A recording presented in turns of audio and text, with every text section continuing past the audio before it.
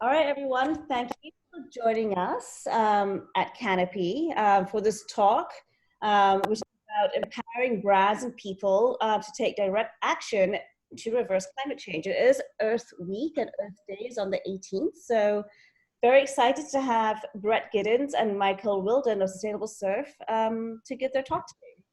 I'll let the two of you take it from here. Thanks, Team Canopy. It's Kevin from Sustainable Surf, Kevin Wilden. I'm Brett Giddings. Thanks for joining us. It's nighttime for me, so if you see me drinking some wine, I'm not having an afternoon splash. We're going to start off with a bit of a screen share. And just 1 second. Of course, it's not going to work now. There we go.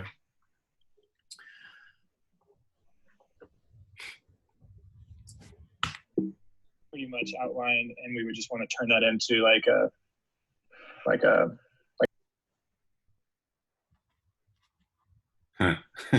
Is it someone on another call? So just before we get into our talk today, I just wanted to kind of share where us as an organisation, that being Sustainable Surf and SeaTrees, where we are at right now in terms of talking about climate change and why we think it's important, especially, considering all the other super important, super scary things that are happening in the world at the moment. So we're pretty certain, and we believe that enabling individuals to take powerful and direct actions today helps to plant a seed of hope for the future that we all want to see. And we're really, that's really the kind of lifeblood of our organization at the moment. We're using this tagline that, we can resurface stronger together. And we truly believe that. So you'll hear some of that kind of theme come through today's talk, but I just wanted to kind of put that out there up front. Sorry, the next button doesn't seem to work.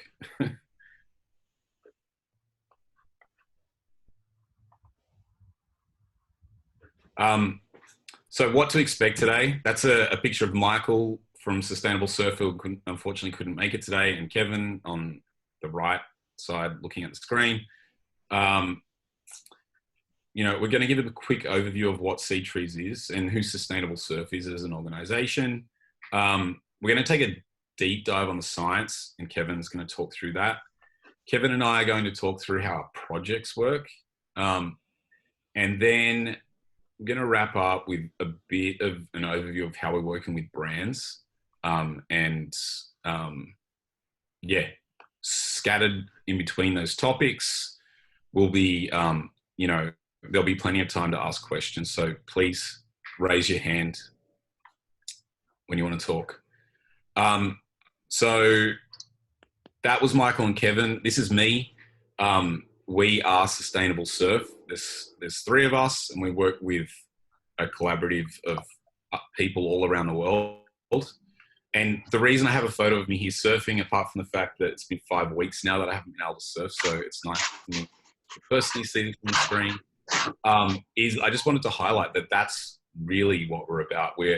We're a passionate group of people scattered all around the world, mainly in California, who believe that through surfing, we can connect with people in a deeper, more powerful way and inspire them to take action on climate change and protecting and preserving ocean health.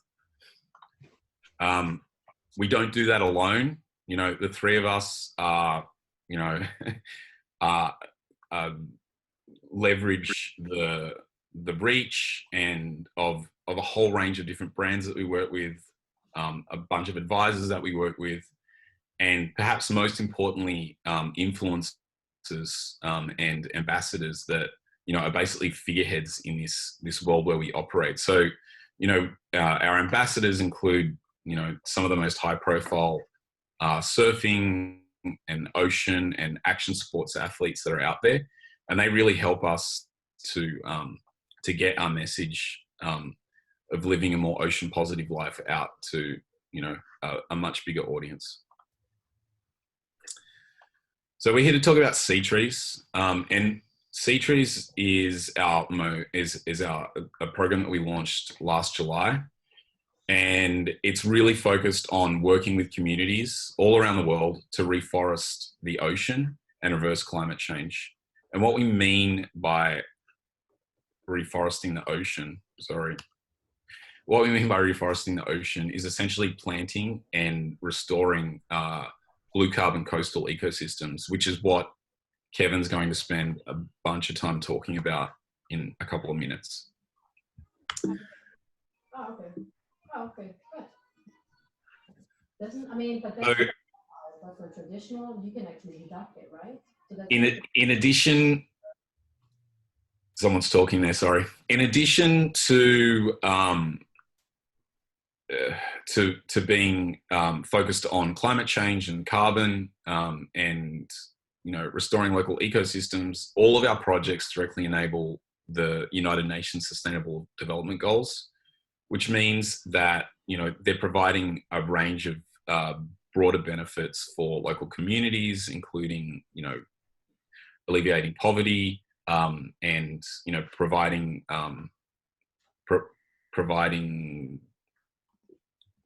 good, sustainable local jobs.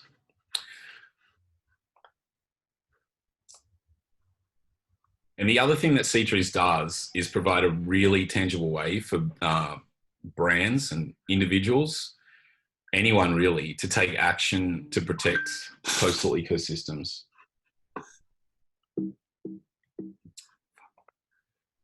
Sorry, I'm really struggling with this, getting these slides to run through.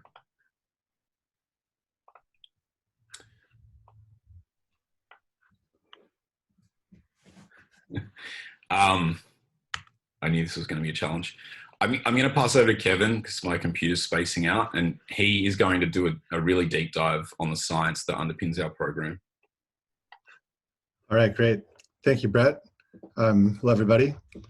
Great to be here presenting to you, and I recognize a few names, so hey, everybody. All right, so let me get my Chrome up and running. Brett, you need to unshare your screen. Thank you.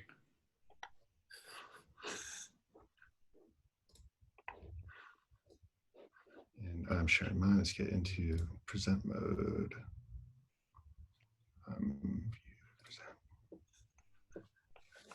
All right, hopefully that's all good. Great. So what I want to do with this little science vignette is talk about how to think about climate change in a way that matters to actually solving the problem. Just to give you some background, I'm a geologist. I've been working on climate change since the mid-90s. And it's pretty depressing to see how little progress we've actually made to solving the problem. And right now, nobody's thinking about it. But the thing is, it's not going to go away. And once the world starts to head back towards normal, we need to use this chance to reset behavior and thinking to actually make the progress we need to solve climate change. So what I'm going to do with this next 10 minutes is basically give you a way to think about the problem that helps you find the solutions that we really need to solve it. And one of the key things here is climate change. We tend to think of it in terms of it's free and sorry, someone's talking. In terms of it's a problem, so what's the solution? Let's figure it out. But really, it's a more holistic approach. So let me just show you how little progress we're actually making. So our current solution of how we solve climate change is broken. The story that we tell, the Paris Agreement, we're going to reduce emissions by a certain amount of gigatons by whatever percent to get to 2 degrees warming or 1.5 degrees warming. That frame has not worked over the last 20 years of climate policy. We need to reshift that frame. And this is showing that this is like the Paris Agreement where it's showing this is our current, the red line is our current trajectory of emissions. The green is what the Paris Agreement would get us to. But to get to actually solving climate change, the so-called 2 degrees C or 1.5 degrees C warming, we have to reduce emissions by this much. And nobody has even made anywhere near that progress yet, no country. So we're not even getting to where we say we need to get. And the problem is even that's not enough. And here's the reason why. So humans are used to thinking of climate change in terms of cause and effect. This is my son. He's learning the ultimate cause and effect training tool, whack-a-mole, right? And the idea is that you do something in action, something happens, you learn from that action. And if there's a problem, you say, great, what's the problem? Let me find the solution. That's how we're approaching climate change, but the Earth doesn't work that way. The Earth works more like this. Jimi Hendrix, right? He used to play his guitar next to the amplifier and create a feedback, right? And the Earth, the climate system, is all about understanding feedbacks, where one impact causes something else to impact, which then feeds back on the original impact to amplify tremendously. If you don't understand that, we don't understand climate change, how it works, or how to solve it. So here's an example. This is called the ridiculous resilient ridge. This is what's happening in California while we have so many droughts now.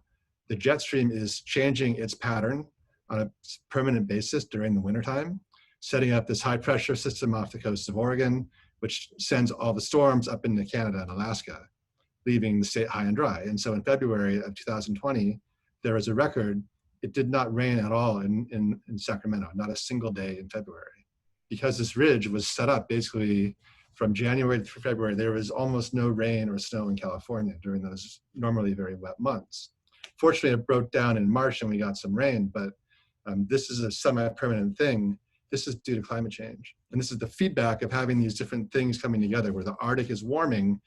That means that as it warms, the cold air can escape from the Arctic, which then changes the jet stream pattern and so on. Here's another example of a feedback where in the permafrost up in the Arctic, you have a lot of methane trapped in the frozen ground. I'm a permafrost geologist, actually. And the sad thing about the permafrost is that there's roughly 10,000 times the historical total of human CO2 emissions trapped in the permafrost. So as the Arctic melts, that methane gets released, and that creates even more warming. So that you have this feedback mechanism. The more the Earth warms, the more the faster permafrost melts, which creates even more warming. Right, and that's actually a pretty big impact. And you can, by the way, that image is of a permafrost methane explosion crater in Siberia, where the methane basically explodes out, melting the permafrost. Okay, and this is one of the biggest impacts of climate change is the disruption of ocean circulation. The ocean controls really life on Earth and the climate on Earth. And as the ocean circulation slows down due to the warming of the upper layers of the ocean, that changes the amount of oxygen in the atmosphere. It changes how fast the ocean absorbs CO2, how fast it absorbs heat, and it has dramatic impacts. This essentially can trigger mass extinctions when this happens.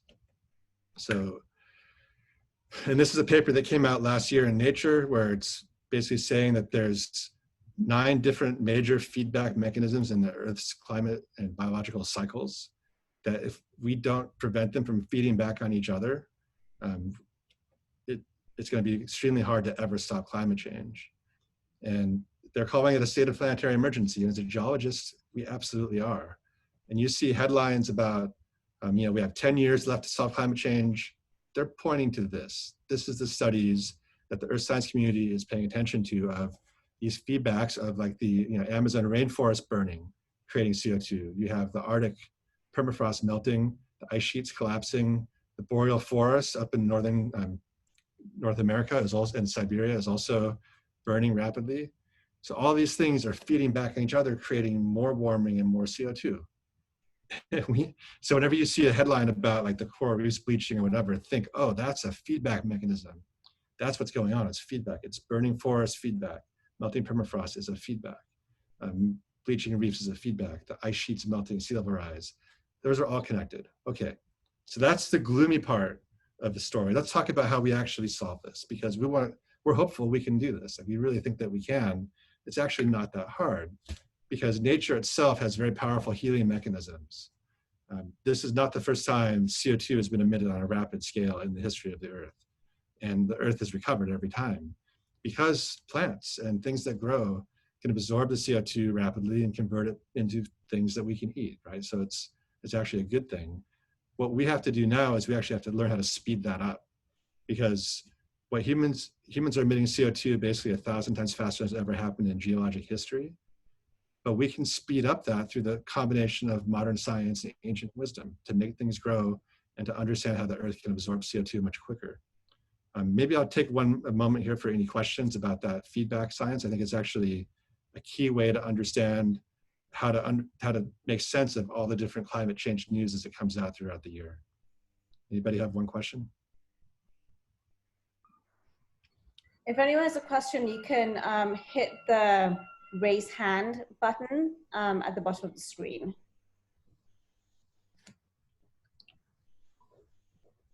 Okay, well, I'll just keep going, but please feel free to jump in if you want. Okay, so this is the positive story. Now we're going to shift to, okay, the problem is actually probably a lot worse than most of you realize, but here's how we actually solve it. So this is a paper that just came out again in Nature 2 weeks ago that was talking about how to rebuild ocean health. That was literally the title of the paper, Rebuilding Ocean Health. The idea that oceans have had a lot of impact over the last 100 years of human existence, but they're actually in better shape than you might think. There's a lot of resilience in the system. And humans have actually done a lot of restoration already. Like we pioneered how to restore ecosystems in the ocean. So this is a map of the last 60 years of ocean ecosystem restoration projects that have happened around the globe. Is there a question that just came through? No, okay, it's a chat. All right. It wasn't a question, it was just me giving instructions as to how to ask. Okay, cool. So, all right, so like people around the world have done coral reef restoration, oyster reef restorations, kelp forest, mangroves, salt marsh, seagrass. And they've been rather successful. So this paper was saying that if we spent basically $10 billion a year on restoring ocean health, we could actually achieve rebuilding the ocean back to its original healthy extent in about a generation. It doesn't sound too expensive. It doesn't sound that hard either. But we need to kind of change the frames. People say, oh yeah, that's something I can do. It's very easy to do.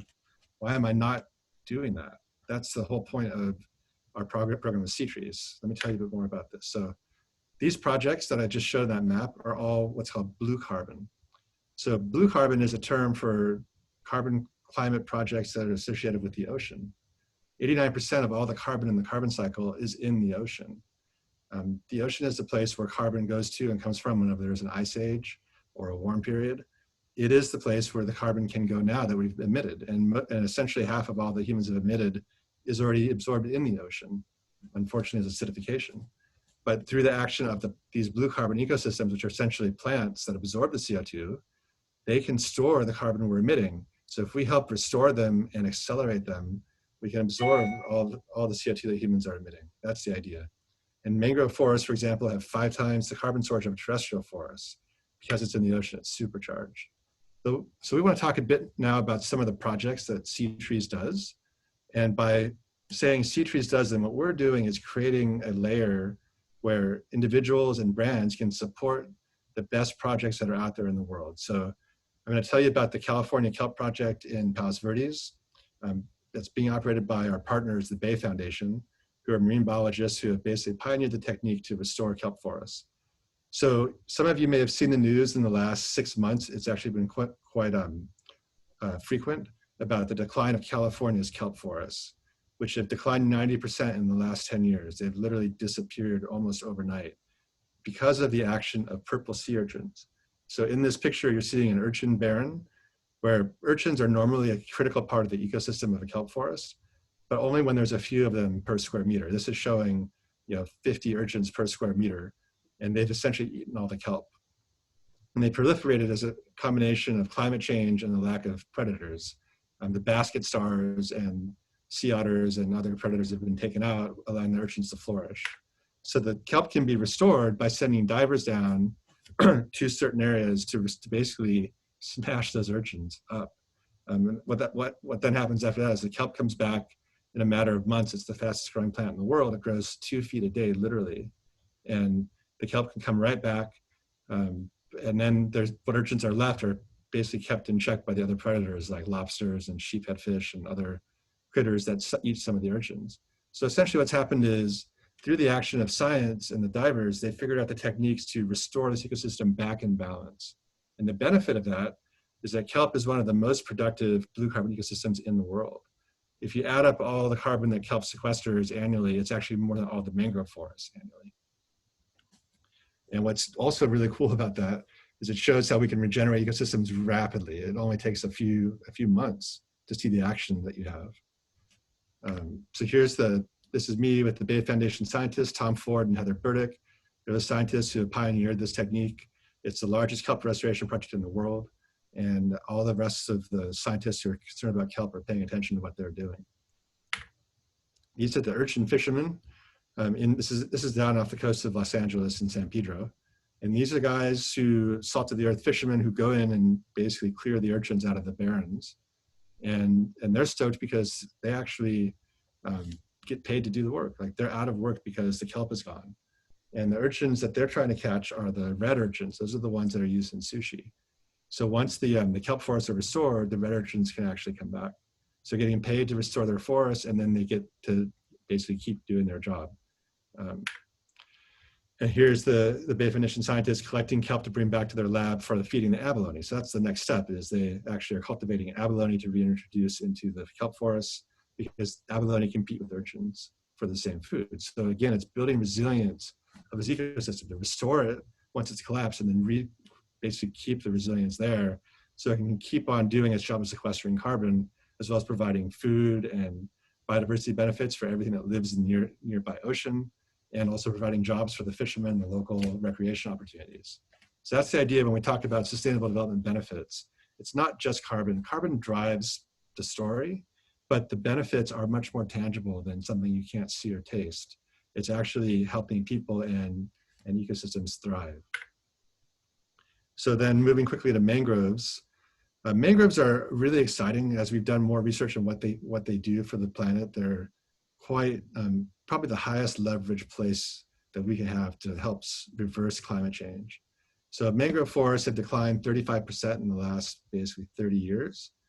Primarily, and there's a number of reasons. One of them is logging and land clearing, aquaculture and shrimp farming, and just basic development on the coasts have caused these forests to decline quite a bit, which is too bad, because mangroves are basically considered super trees in that they're incredibly productive ecosystems for growth. They live partly on land and partly in water and salt water. And that brackish environment creates basically the need for those plants to grow rapidly to essentially survive in a really harsh ecosystem. The other thing is those sediments, which you can see in this image, as carbon flows in, like mangroves are on coasts, like near rivers and so on, as carbon flows in through sediments, it hits the sediment there and sequesters as buried permanently. And a third benefit of mangroves is the biodiversity benefits. So roughly 20% of all ocean species have a life cycle in a mangrove forest. Coral reefs are connected to mangrove forests, and they're very healthy just off the coast of the mangroves. And there's a synergy there, because so many of the crustaceans and the shellfish and the small fish and larvae have a life cycle in the mangrove forest, so they can live in these refugia and basically thrive till they're big enough to go out in the open ocean. So I'm going to shift it back to Brett here, and he's going to talk a bit more about how we plant mangroves, how the restoration project actually works. And that's our partner, Michael Stewart, who unfortunately couldn't make the meeting, in the project in Indonesia, actually planting a mangrove seedling. It's called a propagule, actually. Does anyone have any questions before we move over to Brett?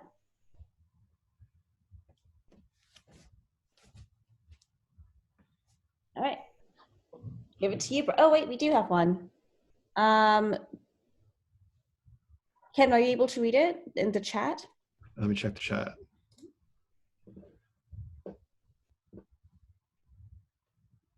Are there divers in every marina who clean bottoms of boats who can help with their skill set? That's a really interesting question. I hadn't thought of that. I'm a boater. My parents have had boats my entire life, and I'm familiar with the divers who clean their boats. That's an interesting idea. So the problem with kelp forests is they're really hard to access, and not many people have the skills to even go down into a kelp forest to clear the urchins. And so in Southern California, the Bay Foundation set up the projects where the scientists going down and mapping out the restoration project. What are the boundaries? What's the plan? Like which part do they clear at each time? And how do they monitor the benefits and impact over the next 5 years after doing the initial clearing? And the divers are working with, it's pretty hard work to go down there and smash urchins, but I'd imagine people who scrub boats might be able to do that same kind of work. So what I'll do is I will talk to the Bay Foundation and ask them what they think about that. It's a pretty neat idea. I can't answer it directly.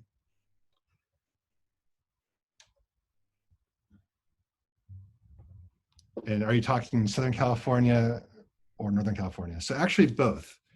So the Southern California project, the one in Palos Verdes, just off of Los Angeles, is the biggest and most successful kelp project in the world. And now we're trying to figure out how to scale that. And both SoCal and NorCal need the same kind of work, and it works in both places. In NorCal, I know that they're a little bit behind in terms of the basic research of how many urchins per square meter you can leave. But there's a project in Monterey and a project in Sonoma where they're essentially this year doing that work to figure out how to do the restoration going forward. And I know that the California government was planning on spending, $4.5 billion to restore coastal ecosystems, of which a fair chunk of that was going to go towards kelp restoration. Although I think that's kind of on pause right now, I'm not sure, but we'll find out. All right, Brett, over to you.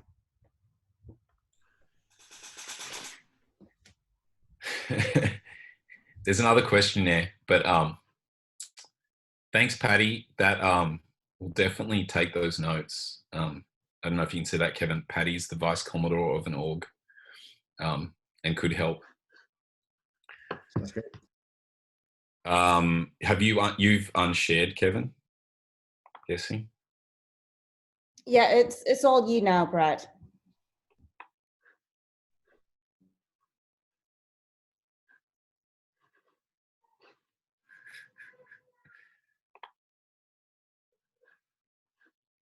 Okay.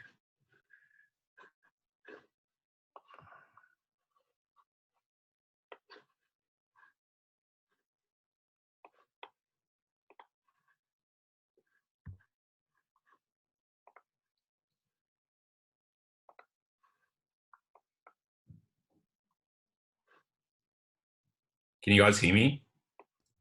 Yeah, we can hear you. Yeah. We hear you. My screen is not sharing the right screen. 1 second.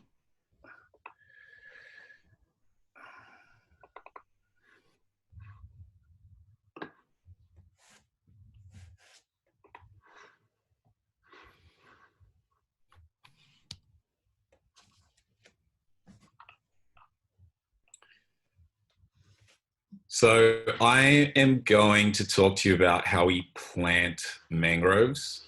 We get asked this question all the time. Before I do that, I should note that we're currently working with multiple ecosystem projects. So we've got kelp, which Kevin just talked about. We have mangroves, which I'm about to talk about. And we also work with what we call a ridge to reef watershed, which is basically looking at an entire ecosystem from the mountains right through mangroves through to coral reef. And that project is in Cambodia, but we are not going to talk about that project today. But would love to send you more info on that. So how do we plant mangroves? Again, we often get asked this question. People often think planting mangroves is really difficult. It's actually one of the easier trees to plant. And it looks a little something like this. Like Kevin did, I'm going to run through what he called a vignette. This is basically a bit of a slideshow of images from a recent trip that we did to our latest mangrove planting project in Indonesia. But before we do that, I am going to show you a little video that we made a while back. That it's a bit of fun, but it definitely shows visually how the planning process works. Okay, that doesn't, apparently that doesn't work in, oh, here we go.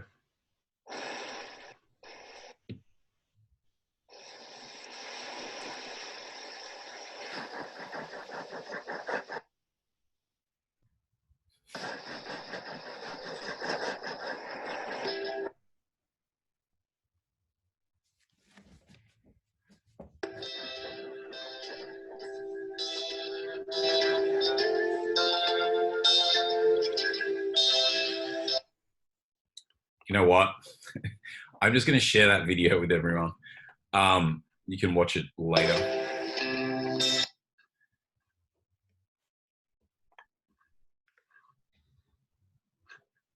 So this is our, hello.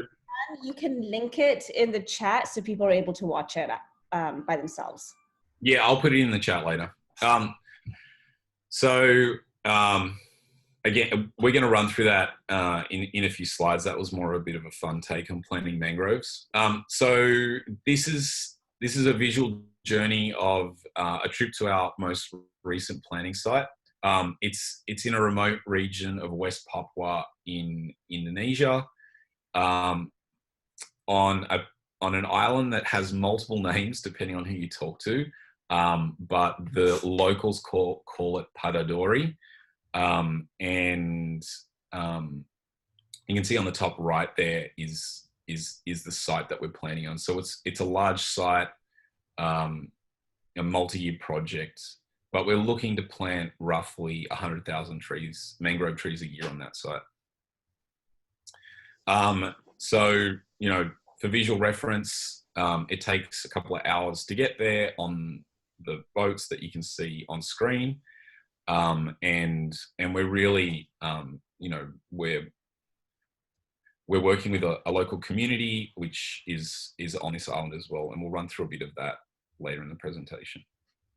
So the process of planting mangroves starts with the collecting of propagules, which, as Kevin pointed out, are essentially the seedlings that we start with.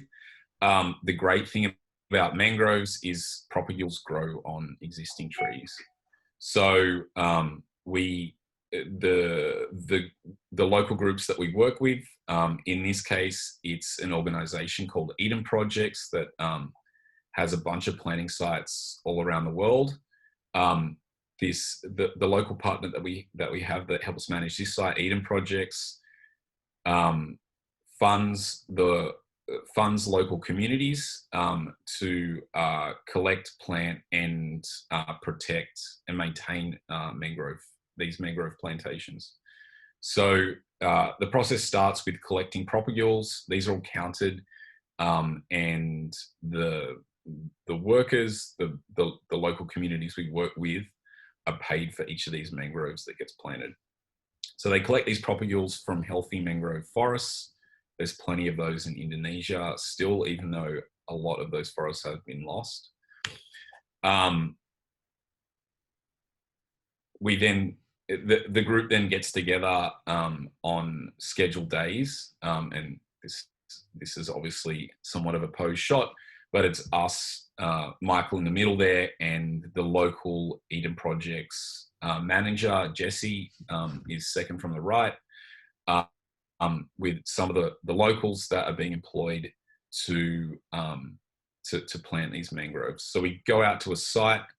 The site is carefully documented, and photos are taken of, you know, the mangroves as they're planted, and, you know, coordinates taken, and that step there is super important because, you know, that this process is documented. So again, you know, the funding for this project isn't just an upfront, you get paid this per tree that's planted.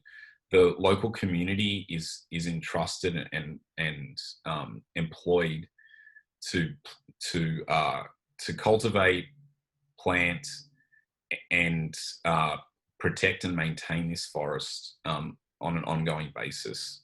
So we, you know, part of the money that we help to fund, to supply to this community is also used to fund the ongoing ongoing protection of these trees through what's called a forest guard. And literally, what, you know, as long as the site is appropriate and it's not raining too much and the tide's right, the propagules can be planted directly into this brackish water that Kevin was talking about. So it's generally a mix of sand and mud or silt. And the great thing about these planting sites that we're working at in Indonesia, you can almost plant there every day of the year, unless there's a cyclone or some other, you know, event. It's quite easy to plant at these sites.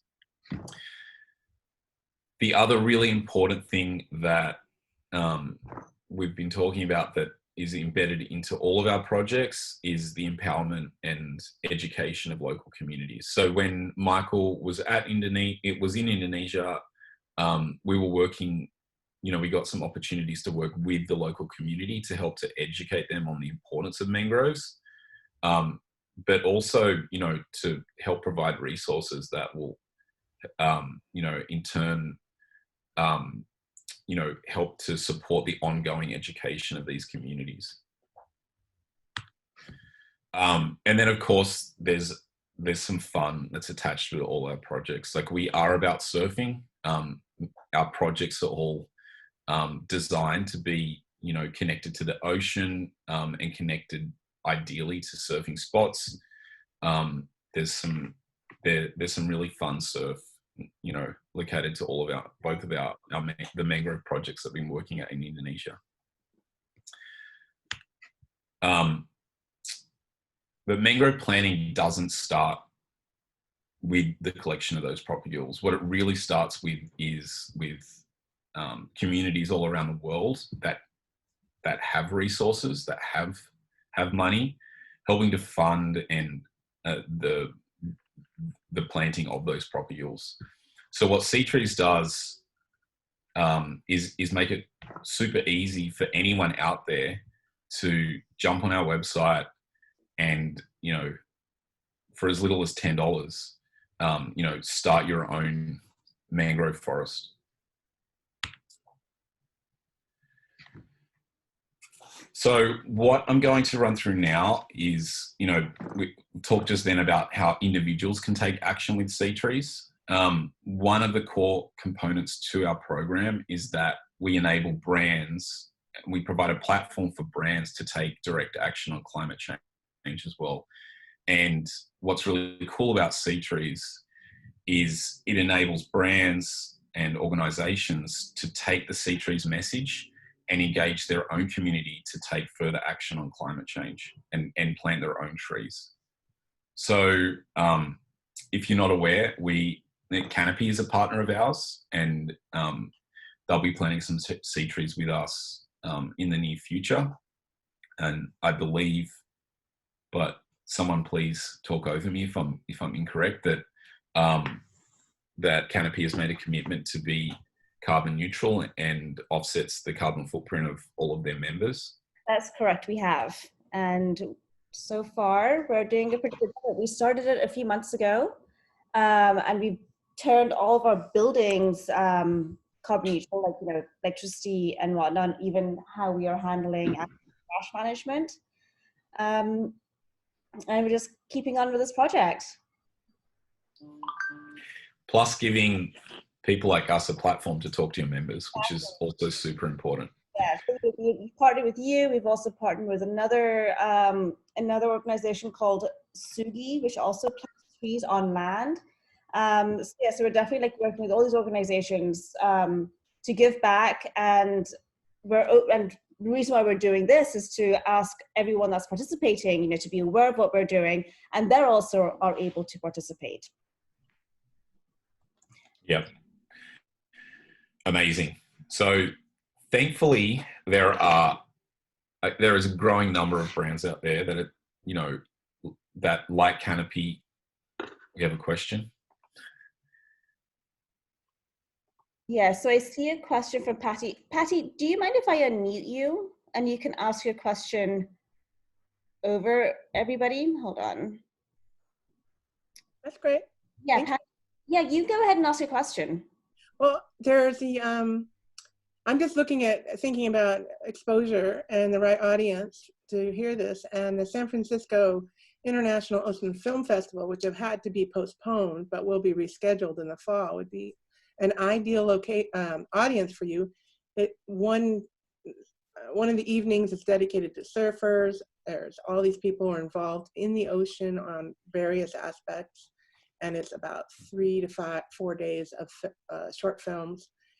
But there's an opportunity to get your film in the right place. There's also an opportunity to just have a booth and talk to the audience that's there.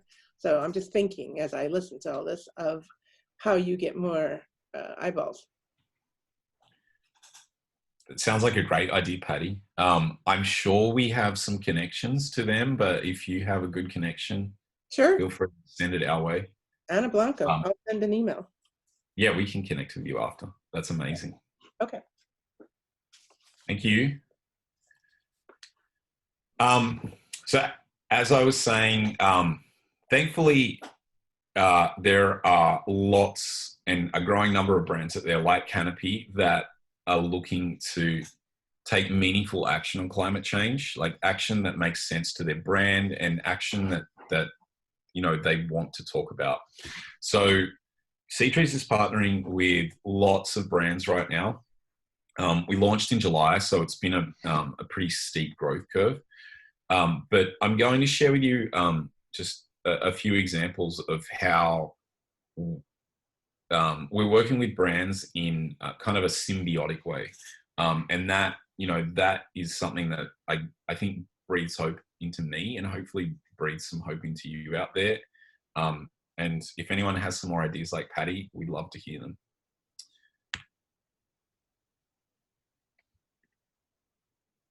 So here's a sample of some of the brands that we work with. So a lot of them are ocean focused brands that, you know, have a direct synergy with, you know, SeaTrees itself.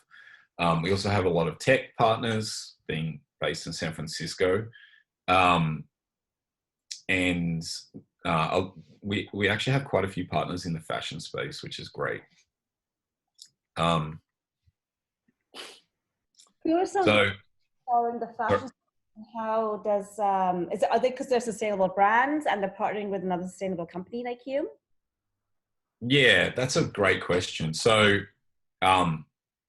here's a good example on the screen. So a lot of them are brands that have a focus on sustainability, or some of them are brands that are looking for a sustainability partner. And SeaTrees has just been structured in a way that makes partnering super easy. Yeah, this is perhaps our biggest fashion partner, perhaps not. They're a brand called Pangaea, and they're a really interesting brand. So they are definitely at one end of the spectrum in terms of being heavily committed to sustainability. So all of their fabrics, there are materials. They call themselves a material science / fashion brand. All of their materials have a really strong sustainability story. In some of the t-shirts that you can see there, you know, they're a blend of organic cotton, recycled fabric, and seaweed. So they're a super committed. They're really committed to sustainability. Definitely leaders in that space, and for every item that they sell, they plant a mangrove seed tree. So at that site that we just talked about, every time someone buys an item of clothing from Pangaea, they plant a mangrove with us. And how do you get permissions in the areas to plant? That's a great question. So we work with strong local partners that have, you know, a long working relationship with these communities.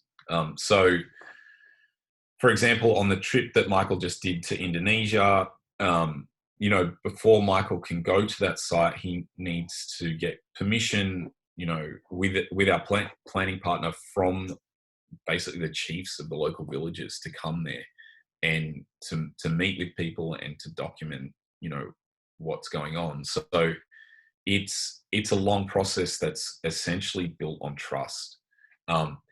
And from our perspective, and again, we're a small organization, it's about finding the right partners. So we vet those partners. We have a really stringent, you know, process that we put those partners through. And a lot of that is based on, you know, them demonstrating the relationships that they have with the local communities. So and that what they're doing is underpinned by science and underpinned by, you know, by process. So you know, in Indonesia, again, we're working with an organization called Eden Projects. They've proved themselves, you know, in all sorts of difficult places to work to be able to turn deforested land into successful and productive mangrove habitats that operate that you know are successful for multiple years. And in the specific region that we're working in Indonesia, they've had multiple projects there. So this is the second site that we're working with them there. And you know, the last time I spoke with them, and this was pre-virus, but we're in regular contact with them, or Michael is. Let me add something to that, Brett, which is, listen, this is the question everyone should be asking. How do I know that if I donate to SeaTrees that the work is going to get done, that they say is going to be done? So that's where there's an element of trust, where Michael and myself started doing carbon offset project development back in the early 2000s. And we've been seen and done pretty much everything in the space. And what we've done with SeaTrees is identified the very best blue carbon ecosystem restoration projects that are out there. And by best, there's a number of metrics. One is that there's an ecosystem benefit that is documented and measured by science. Another one is that there's a benefit to the people that work there, and that the project's likely to be permanent and isn't going to go away in a short amount of time. And that's directly answering the question of how do they get permission to plant? The project developers that are working in these regions have strong local relationships with the local government and the national governments of the countries that they're in to ensure that there's complete government buy-in from the local level to the national level, wherever the projects run. And that's essentially how we know it's going to, how we know it's going to work. All right, Brett, go ahead. Thanks, Kevin. So back to Pangaea. As I was saying, they're definitely leaders in this space. They plant a seed tree for every product sold.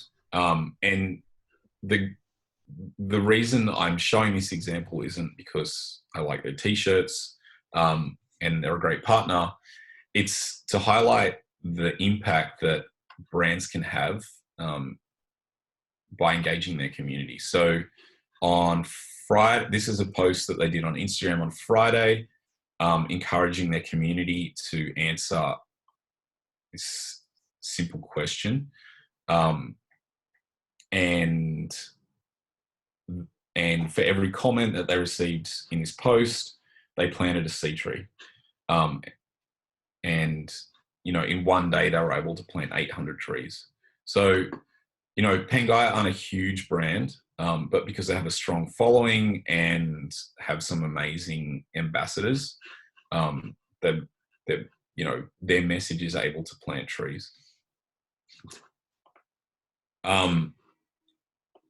Definitely a brand that's a lot closer to home in terms of being within the surf industry is Volcom.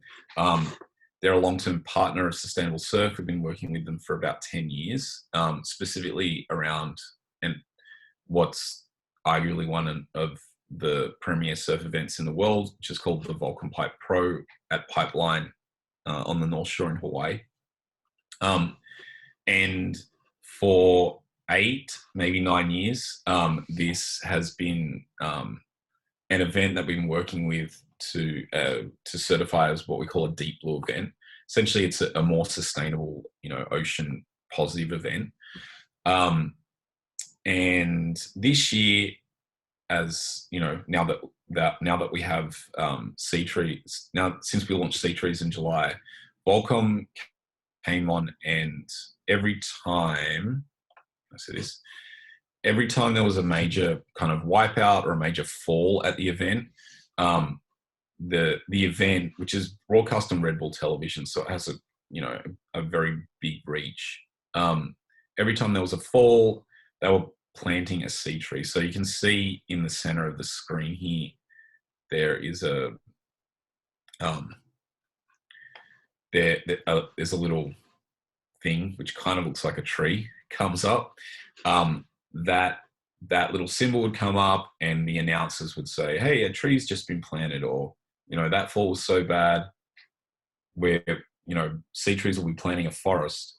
And that had a huge impact for the program, because that then inspired the audience who was watching that, and can still watch that online, obviously, to head to our website and plant their own mangrove trees.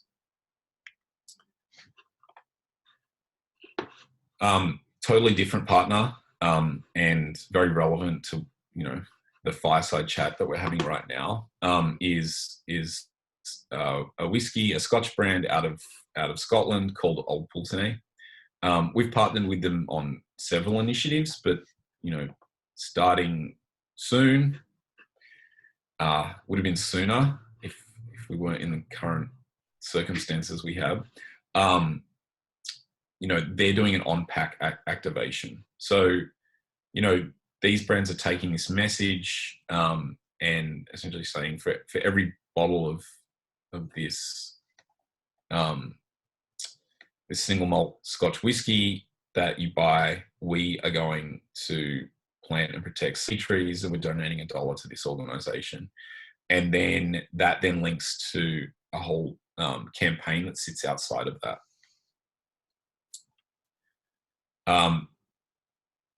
In California, where we've got a great local partner called SeaTrees. You may have heard of this shoe brand. They're based out of Santa Barbara, and, you know, they make great shoes.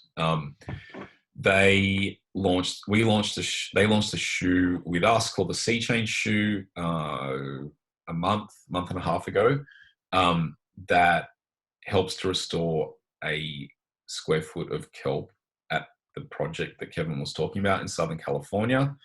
And again, you know, what the brand is, one of the reasons that the brand has partnered with us is this is the brand's first, you know, active foray into producing, you know, substantially more sustainable shoes. So almost every component in the shoe is recycled content. And then, you know, the brand has its roots in California, so they're incredibly proud to have their story linked to the restoration of the California coastline. The name of the shoe is CVs, which you're about to see right now. So what's cool about this collaboration is we have this ongoing activation with them, which plants a sea tree for every one of this specific model of shoes that's sold.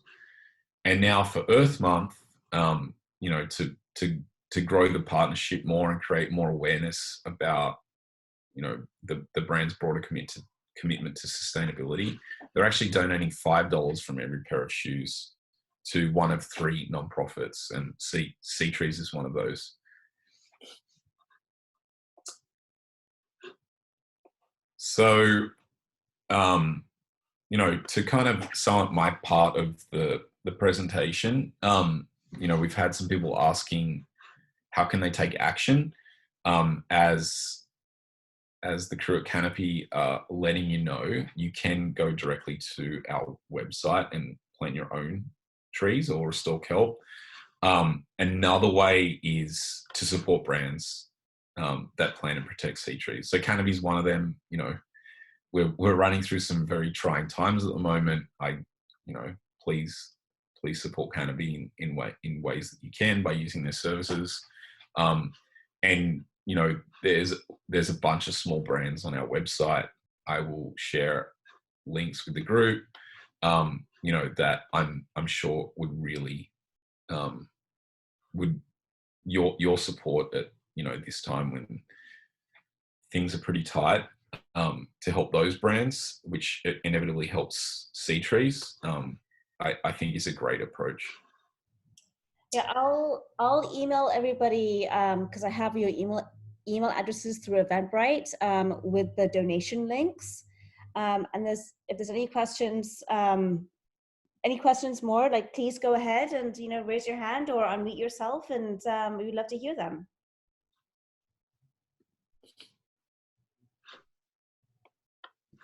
Hi, I have a question about how many trees or how much kelp would we need to plant a year to be on track where we want to be for carbon sequestering and getting down our carbon levels? That's a great question. Well, all the kelp and all the mangroves in the world isn't enough to solve 100% of our emissions, but but it is one of the highest leveraged places to do that, and it's taking CO2 out of the atmosphere, which does essentially stop those positive feedback mechanisms, such as reducing emissions. So I can't answer directly exactly how much kelp, but there was a paper that came out last year, which was really interesting. They basically said, what if we took every part of the earth that could support a forest on land and planted a forest there? How much CO2 could that take out? And it could take out roughly a third of human emissions just from doing that, human total emissions. So it's a pretty effective way to actually accelerate CO2 removal from the atmosphere. There's other technologies out there, like say taking limestone, which is a chemical weathering agent for CO2, and putting that in a limestone-based solution, bubbling the power plant smokestack gas, like say from a natural gas plant, through a limestone solution can absorb the CO2 right there, which then basically can create concrete, or you could even put it in the ocean to reduce acidity. There's a lot of interesting solutions that take the Earth's sort of natural removal mechanisms and speed them up through the application of science. Interesting, thank you. Yeah. I see there's another question here from Matthew, so I'm just going to say it because there's over chat. Your website talks about planting trees and offsetting carbon. On average, how much CO2 does the trees offset? The website seems to associate 5 trees equals to 1 ton of CO2. Is that correct? Yes, that's about right. It's a roughly, each tree does around 300 kilograms of carbon over its lifetime. So that's it's really about 3 trees for 1 ton of CO2. And that's over the lifetime of the tree.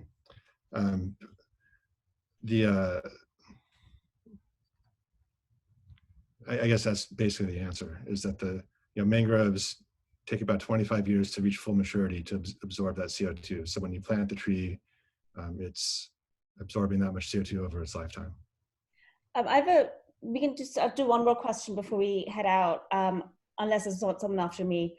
So with the kelp, I know that is the sea urchins, as you were saying, they're the ones that, because there's an overpopulation of them due to lack of predators. I mean, what's that balance like? Like, how often do you have to replant the trees, or like, how are you, Yeah, that's a great question. And what the answer is, we don't know yet exactly how often you have to go back in. But in Palos Verdes, they've been doing the project now for 5 years. And even the very first parts that they did 5 years ago are healthy. So at least 5 years is long enough. Climate change impacts are going to continue to come around. They're not just going to go away just by restoring some kelp. But the idea is rebuilding resilience. If you rebuild resilience, you're giving those ecosystems a fighting chance to survive and essentially adapt.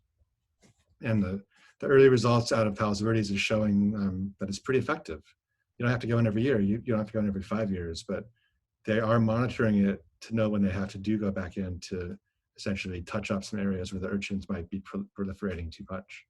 And because there's now new growth of the kelp, are they seeing a population increase with the otters and the other predators? Ah, the otters. Okay, so this is the controversial question. Well, what if we just brought back all the otters? Like, what if we just caught otters and put them back? Wouldn't they eat all the urchins? And otters, they tend to like where they live, and they swim back to where you take them from. But there was an otter reintroduction that happened on San Nicolas Island, which is by like the far outermost island. It's 60 miles off the coast, and the otters are actually doing okay out there. So the basic idea though is that if a kelp forest has disappeared, to restore it to full health takes multiple steps and years. So it's first you have to clear the urchins to bring the kelp back, and then bringing in the abalone, and then eventually, if there's enough resilience that's built, is what Tom says is we're setting the table for the otters, so that there's all this food in the ecosystem, and they're going to come back and hang out there. And once you bring them in, they're not going to want to leave. But yes, the hope is we can bring the otters back all over eventually. Great, thank you. Well, we're going to wrap up now as we just are past 4 o'clock. And I said I will email everybody the donation links that we have up here also. And it'll be coming from my email address. So if there's any questions, go ahead and email me back and I can forward them over to Brett and Kevin. All right. Thank you, everybody. Okay. Thanks, everyone. Thank you, everybody. Thanks, Imran. Bye-bye. Welcome. Bye.